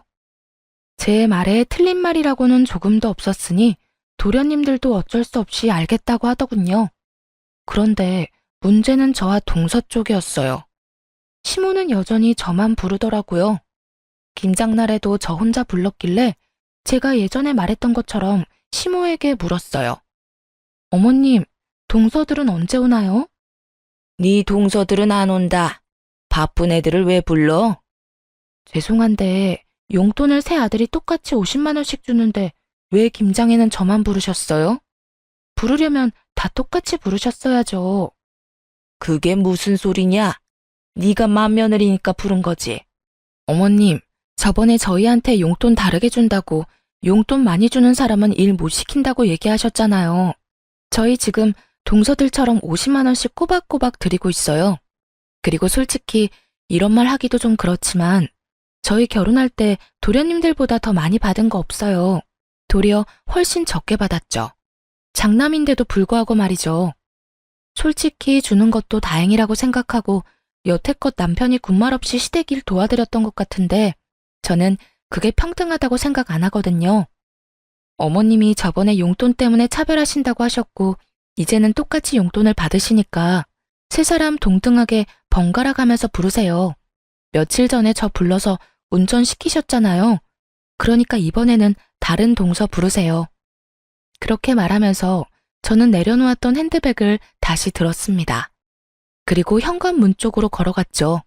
그러자 시모가 제게 큰 소리를 치더군요. 야, 넌 뭐가 그렇게 잘났어? 너 며느리야. 맏며느리답게 일하라면 해. 고작 용돈 똑같이 내는 것 때문에 지금 바쁜 애들을 부르라는 얘기니? 넌 정신이 있는 거야, 없는 거야? 말씀드리자면 바쁘기는 간호사가 제일 바빠요. 저는 주 6일 일하는 사람이라고요. 그분들은 주 5일 일하죠? 공휴일 다 쉬면서. 일주일에 이틀을 쉬는 사람이랑 일주일에 하루를 쉬는 사람 중에 누가 더 바쁘고 덜 바쁜지 계산이 안 되세요? 용돈 계산은 확실하게 하시면서 날짜 계산은 잘 안 되시나 봐요. 결국 제 말에 아무런 반박을 할 수 없었던 시모는 기가 차다는 표정으로 저를 바라보더군요. 근본도 없는 년이랑 결혼한다고 할 때부터 내가 알아봤어. 아무것도 없는 년 받아줬으면 군소리 말고 일이나 잘하면 될 것이지. 매번 사사건건 사람을 허파를 뒤집어 놓지. 내가 그 결혼 시키질 말았어야 했어. 할아버지 밑에서 뭘 배웠겠어? 이래서 엄마 없는 며느리 드리는 게 아니었는데. 제가 돌아가신 어머니한테 배운 건 없어도 사람 차별하면 안 된다는 것쯤은 잘 알아요. 그것도 돈 가지고 치사하게 말이죠. 그리고 어차피 생각도 없으시겠지만 김장 김치 하셔도 저희한테 연락하지 마세요. 일도 안 했는데 가져갈 만큼 염치 없는 사람 아닙니다. 뭐 남이 해놓은 것 넙죽넙죽 잘 받아가서 퍼먹는 뻔뻔한 인간들도 이 집에는 좀 많던데 저는 그런 뻔뻔한 사람들이랑은 좀 다르거든요. 그럼 김장 잘하세요. 그렇게 말하고 저는 집으로 돌아왔습니다. 그러게 왜 사람을 별것도 아닌 걸로 차별을 하는지 다른 사람 못 살게 굴 때는 본인도 당할 거라는 생각을 해야죠. 그 뒤로 시모는 저한테는 연락을 안 하더군요. 대신 남편을 좀 더 많이 부르게 됐죠. 하지만 남편도 결국 시모의 요구를 적당히 거절하자 비로소 평범한 생활을 할 수 있게 됐어요. 매번 별거 아닌 일로 불려가는 생활에서 해방된 거죠. 남편과 저는 겨우 여유로운 생활을 즐길 수 있었습니다. 하지만 그것도 아주 잠깐뿐이었어요. 남편 회사에 문제가 발생하게 됐거든요. 남편은 중소기업에서 일하는데 본래 남편 성격 자체가 회사원 기질은 아니었어요. 그런 남편에게는 특기가 하나 있었는데요. 그게 바로 요리였습니다. 요리는 정말 모르는 제가 맛봐도 남편의 음식은 무척 맛이 있었거든요. 그 음식 솜씨에 반해서 결혼하게 된 것도 있으니까요. 남편 회사에는 재정 악화로 인원 감축이 시작됐고 남편은 퇴사를 해야 할 것 같다고 저에게 상의를 하더군요. 가게를 차리려는 생각이었어요. 사실 멀쩡한 직장 놔두고 나오는 거면 화를 냈을 거예요. 하지만 이미 재정 악화로 인한 감축이 이뤄지고 있는 회사였어요. 언제 망할지 모른다는 거죠. 물론 지금 당장 망할 리는 없겠지만 미래가 없다는 건 누가 봐도 뻔한 일이었어요. 그리고 저는 남편의 음식 솜씨와 장사 수완을 믿기로 했어요. 사실 저도 간호사로 일하며 돈을 벌고 있으니 괜찮을 거라고 생각한 것도 있었어요. 남편이라면 잘할 수 있을 것 같다는 생각으로 남편이 하겠다는 양식 음식점을 저도 응원하게 됐죠. 그런데 남편이 가게를 창업하려고 하는데 돈이 조금 빠듯했어요. 그래도 조금만 아끼고 제가 조금만 더 일하면 충분히 충당할 수 있는 금액이긴 했어요. 그런데 문제는 그 뒤에 생겼어요. 제가 덜컥 임신을 하게 된 거였죠. 아이가 생기지 않도록 노력했지만 결국에는 제 맘대로 되는 게 아니었더라고요. 그렇게 애가 생기니 저도 슬슬 걱정이 되더군요. 애한테 드는 돈이 생각보다 많을 것 같아 수중에 있는 돈을 다 끌어다가 남편 가게에 모두 털어놓을 수는 없었어요. 그래서 모자란 돈은 대출을 할까 생각 중이었거든요. 일단 저희 집을 담보로 대출을 하고 차가 2대 있으니 제 명의의 차는 팔아야 할까 생각했죠. 그렇게 가게 창업 비용 때문에 걱정을 하고 있었는데 그때 시모가 남편에게 그 이야기를 들었는지 잠깐 시댁으로 오라고 하더군요. 너애 창업할 때 돈 필요하지? 결혼할 때 5천만 원밖에 안 해줬으니까 이번에 가게 창업할 때 5천만 원을 빌려줄게. 대신에 연이자 3%로 빌려줄 거야. 언제든 일시 상환 가능하고. 어때? 어머님 죄송한데 저희는 3천만 원만 있으면 되는데 어째서 5천만 원이나 빌려주시려고 하세요? 너희 가게 차릴 때 딱 필요한 만큼만 돈 나오는 거 아니다. 인테리어나 그 외 다른 변수들이 생기면 어떻게든 돈이 들게 돼 있어. 그래서 조금 더 여유롭게 주려는 거야. 물론 시모가 좋게 이야기를 했지만 저는 당연히 그렇게 받아들이지 않았어요. 이자가 3%면 저희가 은행에서 대출받는 것보다는 더 이득이긴 했어요. 하지만 이제까지의 일들로 보면 시모가 저희를 좋게 생각해서 돈을 빌려주는 거라는 생각이 들지 않더군요. 분명히 뒤에 꿍꿍이가 있을 거라는 생각이 들었죠. 도대체 이 사람들이 무엇을 위해서 우리에게 돈을 빌려주려고 하는 것일까? 그것도 3천만 원이 필요한 사람에게 5천만 원이나 빌려주겠다는 말을 왜 했을까? 솔직히 시모에게 꿍꿍이가 있다 하더라도 이 조건은 저희에게 무척 좋은 조건이었어요. 매달 원금은 갚지 않아도 되고 이자만 갚으면 되며 만기 상환 일시가 정해져 있지 않고 일시 상환 가능한 시점에 상환하면 되니까요. 그러나 저는 뭔가 불쾌한 기분이 들어서 남편에게 그냥 거절하자고 말했어요. 하지만 남편은 뱃속의 아이를 생각해서라도 조금이라도 아껴야 한다며 시모에게 돈을 빌리게 됐습니다. 대신 저희가 원하는 3천만 원만 빌리기로 했어요. 그런데 그 뒤에 시댁이 어떤 생각을 하고 있었는지를 알게 된 거죠. 남편이 허락한 일이기는 했지만 저에게는 거의 반강제로 시모의 호의를 받아들인 기분이었어요. 그래서 찜찜하게 생각했는데 역시나 제 생각이 맞았더군요. 저희 손에 3천만 원을 들려주고는 그 돈을 빌미로 다시 한번 저희를 시시때때마다 부르더군요. 예전과 똑같은 상황이었어요. 마치 집에 식모 하나를 두려는 것처럼 뭔가 필요한 게 있거나 집을 치워야 할 일이 있거나 어딘가 멀리 가야 할 때 꼭 저희 부부를 불렀어요. 솔직히 왜 돈까지 줘가면서 우리를 부려먹으려고 하나 궁금했는데 그 이유는 두 도련님과 동서들 때문이었습니다. 동서들은 불러도 고분고분 오는 성격이 아니었고 애초에 시모도 두 동서를 자기 맘대로 부리지 못하더군요. 겨우겨우 삼형제를 평등한 상황으로 만들어놨는데 결국에는 다시 이렇게 불평등한 상황으로 내몰리게 됐어요. 게다가 그간 저희를 부르지 못했던 한이라도 풀듯이 시모는 임신한 저의 몸 상태도 고려하지 않고 일주일에 2-3번을 불러내기 시작했습니다.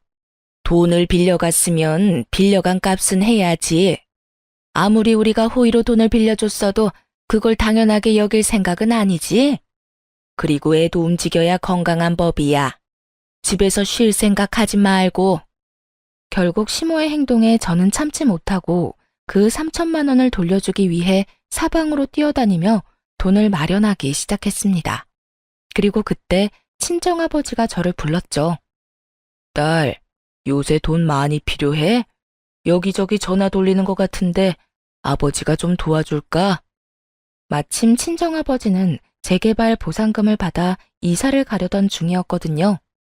제가 직접 아버지께 연락은 안 드렸지만 친척한테 전해들었나 보더라고요. 남편과 상의해서 친정아버지에게 감사히 돈을 빌리기로 결정하고 다시 전화를 드렸어요. 아빠, 너무 고마워. 이렇게까지 도와줘서. 사실 시댁에서 스트레스만 안 줬으면 아빠한테 신세질 일도 없을 텐데. 나랑 남편이랑 돈 많이 벌면 아빠한테 꼭 갚아줄게. 이자 두둑하게 쳐서 갚아줄 테니까 걱정하지 마. 안 갚아줘도 돼. 아빠가 너 결혼할 때 도와주지 못한 거 지금 해준다고 생각하니까 마음이 편해. 그리고 너 힘들 때 도움이 돼서 얼마나 좋은지 알아? 여태껏 너한테 도움 한 번 못 돼서 마음에 짐이 무거웠거든. 그러니까 딸, 갚을 생각하지 마. 저는 그런 아버지를 끌어안아주고 다독여줬습니다. 정말 너무 감사한 일이었어요. 부모의 사랑이라는 게 당연하지 않다는 걸 옆에서 봤잖아요. 시모는 남편을 그렇게 다독여준 적이 한 번도 없었거든요. 저는 홀아버지 밑에서 자랐지만 사랑만은 가득 받았다고 생각하며 저는 3천만 원을 들고 남편과 함께 시댁으로 갔어요. 어머님, 드릴 말씀 있어서 왔어요. 부르지도 않았는데 무슨 일이니? 그래, 차라리 잘 됐다. 온 김에 냉장고 청소도 좀 하고 가렴. 너 좀 있으면 출산인데 출산할 때까지 몸 부지런히 움직여야 해. 그게 아니고 저번에 빌린 3천만 원요. 그거 갚으려고 왔어요. 제 말에 시모의 얼굴이 딱딱하게 굳어가더군요. 이유는 한 가지뿐이었어요. 저희가 돈을 갚아버리면 허드렛 일 시킬 명분도 사라지니까요. 왜 갑자기 돈을 갚아? 너희한테 빌려준 거 천천히 갚아도 된다고 했잖니.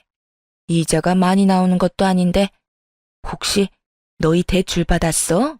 대출 이자가 얼마나 아까운지 알아? 혹시 대출 받았으면 당장 갚고 와. 이상한 데 돈 쓰지 말고. 그런 거 아니에요. 저희 아버지가 저희 사정 아시고 도와주셨어요.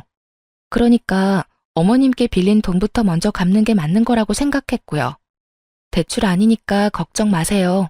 그리고 이거 돌려드릴 테니까 앞으로는 저희만 부르지 마시고 서방님네도 부르세요. 그리고 일손이 필요하신 거면 일하는 사람을 부르시고요. 집안일 하실 분이 필요하면 도우미 여사님을 부르시면 좋을 것 같아요. 아니, 돈 빌려줘 놓고 이렇게 또 사람을 부려먹으려는 건 좀 아니지 않나요? 너 지금 내가 너희 부려먹으려고 돈 빌려줬다고 생각하니? 네, 그런 의도라고 생각하고 있어요. 어머님 행동이 그렇잖아요. 돈 빌려주시고 나서는 일주일에 두세 번을 부르시는데 그런 생각이 안 드는 게 더 이상하죠. 너 지금 말 다 했니? 나도 너희 같은 자식이면 며느리 필요 없어. 되먹지도 못한 것들 받아주려고 했더니 도리어 사람을 좀생이 같은 인간으로 만들어? 나가. 우리 집에서 당장 나가고 연락하지 마. 너희 같은 애들 우리도 필요 없어. 어디 고마운 줄도 모르고 사람을 나쁜 사람으로 만들어? 너 그렇게 생각하는 거 자격지심이야. 열등감이라고. 앞으로 얼굴 비치지 마라. 돈을 갚는데도 이렇게 화내는 걸 보니 속이 훤히 보이는 것 같아 웃기더군요. 옆에 있던 남편도 어이없는 얼굴로 말했죠. 어머니, 저희가 어머니한테 빌린 돈을 갚는데 왜 이런 말을 들어야 하는지 모르겠어요. 저희가 뭘 잘못했는데 이렇게 나가라고 소리치고 화내시는 건가요? 돈을 갚은 게 싫으신 거예요? 아니면 동생들 대신 우리를 못 부르는 게 싫으신 거예요? 저도 이제 지치네요. 어머니 원하시는 대로 해드릴게요. 여보, 가자. 남편이 그렇게 말하고 저를 끌었습니다. 그렇게 시댁과 인연은 정말로 뚝 끊기게 됐어요. 솔직한 말로 저희는 아쉬울 것 없었어요. 남편도 그쯤 되니 시댁 행동에 진저리를 치더군요. 노력해도 언제나 사랑받는 건 두 시동생들 뿐. 그런 남편에게 저와 친정아버지는 남편의 인정 욕구를 채워주려 노력했어요. 그래서 그런지 남편은 친정에 더 마음을 쓰더라고요. 그러면서 우리끼리 잘 살아보자고 말했죠. 우여곡절 끝에 남편은 음식점을 개업했어요. 다행히 남편의 음식 솜씨가 좋았던 모양인지 가게는 잘 되기 시작했고 1년이 넘어갈 때에는 매출이 엄청 올라 남편 월급의 2배만큼 벌 수 있게 됐어요. 친정아버지는 바쁠 때마다 나와서 홀도 봐주시고 도움을 많이 줬어요. 회사원으로 일할 때마다 더 벌게 되니 저희 주머니 사정도 굉장히 나아졌어요. 그렇게 시댁과 연 끊은 지도 3년이 지나가고 있었어요. 아이는 어느새 3살이 다 되어가고 있었죠. 그렇게 행복할 줄 알았는데 친정아버지 몸이 많이 안 좋아졌어요. 병원에 가보니 위암에 걸렸다고 하더군요. 암 걸리는 사람이 많아졌다고는 들었지만 그게 저희한테 닥쳐올 줄은 그 누구도 상상 못했었어요. 남편은 망설임 없이 저한테 그러더군요. 같이 병간호하면서 치료하면 이겨낼 수 있을 거라고요. 제가 슬픔에 빠져 눈물만 흘리는 동안 남편은 전문 병원부터 시작해서 위암 환자에게 필요한 것들, 하면 안 되는 것들, 그런 정보들을 꼼꼼히 조사하기 시작했어요. 정말 의지가 되는 사람이었습니다. 그래서인지 저희 아버지도 항상 고마워하며 남편에게 미안함을 전했어요. 자네한테는 언제나 미안하네. 내가 몸도 성취하는데 매번 자네한테 신세를 지니 도움이 되어야 할 터인데 도움을 받게 되니 말이야. 해준 것도 없는데 시간 내서 이렇게 와주는 것도 참말로 미안하네. 그리고 미안함보다 고마움이 더 크고 말이지. 자네가 해준 것들은 내가 꼭 잊지 않겠네. 친정아버지는 그렇게 말하며 남편에게 매우 고마워했어요. 남편은 뿌듯해하기도 하고 칭찬을 받으니 더 열심히 하고 싶기도 했나 봐요. 저희가 의지를 다잡고 있는 동안 시모에게서 연락이 왔어요. 잠깐 만나자고 하더군요. 그것도 남편과 함께 말이죠. 남편은 가게 문을 닫고 나올 수가 없어서 시모를 가게로 불렀어요. 오픈 시간 전에 말이죠. 시모는 작은 규모의 저희 가게를 보더니 코웃음을 치고는 용건만 빠르게 말하더군요. 너희 아버지 병원 데려갔더니 간암 3기란다. 이식 말고 답은 없다는데 내일 땡땡 병원 가서 이름 말하고 간이식 검사하고 와. 정말 3년 만에 뜬금없이 찾아와서 할 말은 아니었어요.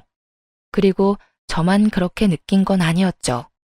언제는 필요 없다고 나가라고 해놓고 3년 만에 연락 와선 간이식 검사를 하라고요? 그보다 먼저 할 이야기가 있지 않으세요? 넌 도대체 무슨 말이 듣고 싶은 거니?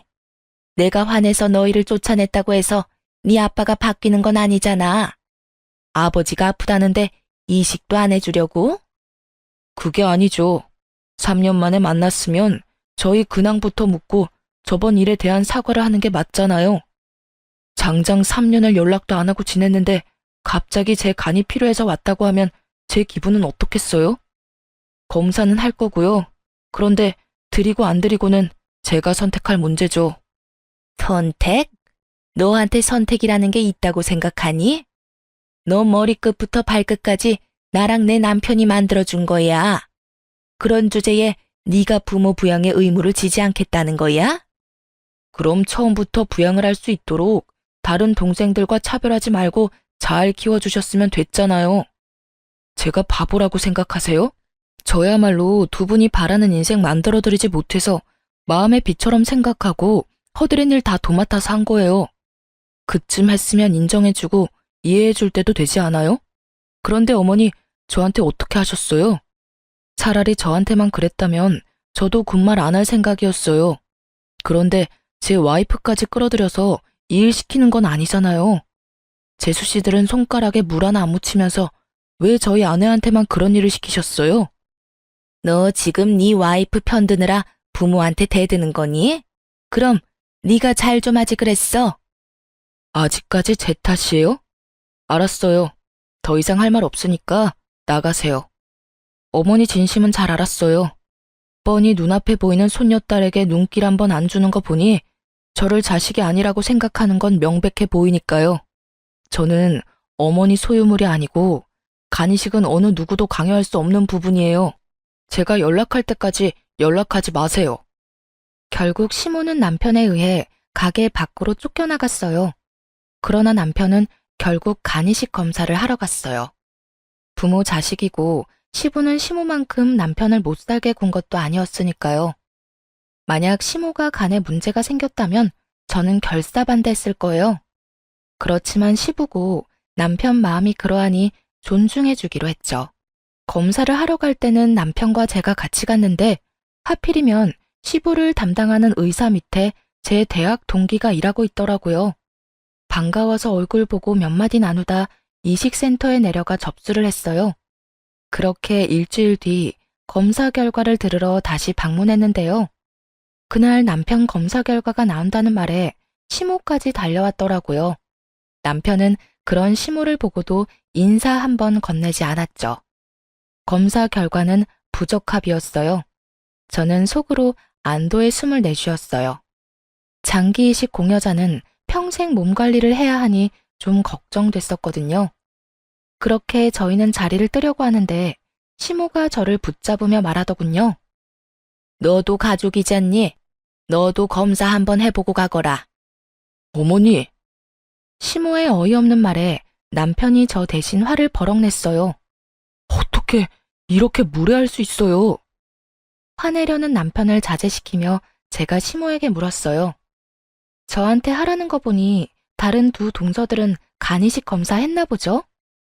그래, 둘 다 부적합으로 나왔다. 넌 맏며느리인데도 검사를 안 하면 그건 문제가 있지 않겠니? 죄송한데 어머님, 적합자는 이미 나온 걸로 아는데요. 제가 진행 상황 차트를 전부 봤거든요. 적합한 가족이 이미 나왔는데도 저희한테 검사 요구하는 거 혹시 아버님도 알고 계시는 상황인 건가요? 제 말에 시모가 입을 꽉 닫아버리더군요. 묵비권 행사, 침묵이 진실이라는 말이 있죠. 사실 이걸 물어볼 필요도 없었어요. 왜냐면 이미 알고 있었거든요. 그 동기가 알려줬으니까요. 시모가 보호자 신분으로 결과를 전부 듣고 갔다고 하더라고요. 어머니, 어떻게 이러실 수 있어요? 적합자가 있는데 왜 검사해보라고 한 거예요? 그걸 언제까지 속일 생각이셨어요? 넌 동생 앞길 막고 싶니? 공여자도 힘든 수술이라잖니. 너야 별 볼 일 없는 직장에 이를 것도 없지만 둘째랑 셋째는 너랑 달라. 걔네들이 얼마나 큰 일을 하고 있는데. 시모의 어이없는 말에 남편이 시모에게 소리를 지르며 난리를 치는데 저는 조용히 그 옆에서 폰을 들었어요. 그리고 시부에게 전화를 걸었죠. 네, 오랜만에 연락드려요. 죄송해요. 그런데 제가 드릴 말씀이 있어서요. 혹시 둘째 도련님이 간이식 적합자인 거 알고 계셨어요? 어머님이 아버님을 속이신 것 같아요. 둘째 도련님 앞날을 생각해서 그러신 것 같은데 아직까지 그렇게 힘드신 게 아니라 다행인 것 같네요. 제 말에 대답도 않고 전화가 뚝 끊기더군요. 그러더니 시모 전화가 시끄럽게 울리기 시작했어요. 시부 전화였죠. 전화를 받은 시모 얼굴이 확 구겨지더군요. 시부에게 한 소리 들은 것이 분명해 보였어요. 폰 너머까지 들리는 시부의 목소리에는 노성이 가득 차 있었죠. 그런 시모를 놔두고 저희는 집으로 돌아왔어요. 시모는 돌아가는 저희를 잡으려고 했지만 시부의 분노를 고스란히 몸으로 막아내는 중이라 그럴 수도 없었어요. 그리고 그 다음 날부터 시모는 시도 때도 없이 저한테 전화를 해서 쪼아대기 시작했어요. 너희들 때문이야. 너희가 그 이야기를 남편한테 풀어버리는 통에 남편이 내 명의 카드까지 정지했잖아. 너희가 책임져. 어머님이랑 둘째 도련님이 거짓말해서 생긴 일을 왜 저희가 책임져야 하는데요? 그리고 무슨 책임을 어떻게 지라는 말이에요? 너희 이 집 살 때 5천만 원 해준 거 내놔. 그거라도 있어야 내가 생활을 하지.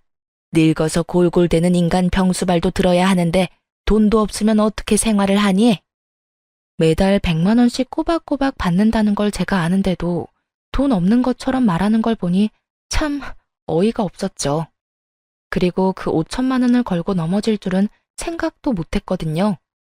그래도 그 집구석에서 나온 돈 차라리 이참에 다 갚아버릴까 했죠. 그렇지만 지금 돈 좀 번다고 5천만 원이라는 큰 돈이 갑자기 하늘에서 떨어지는 건 아니잖아요. 그때 제 전화를 듣고 있던 아버지가 그러더군요.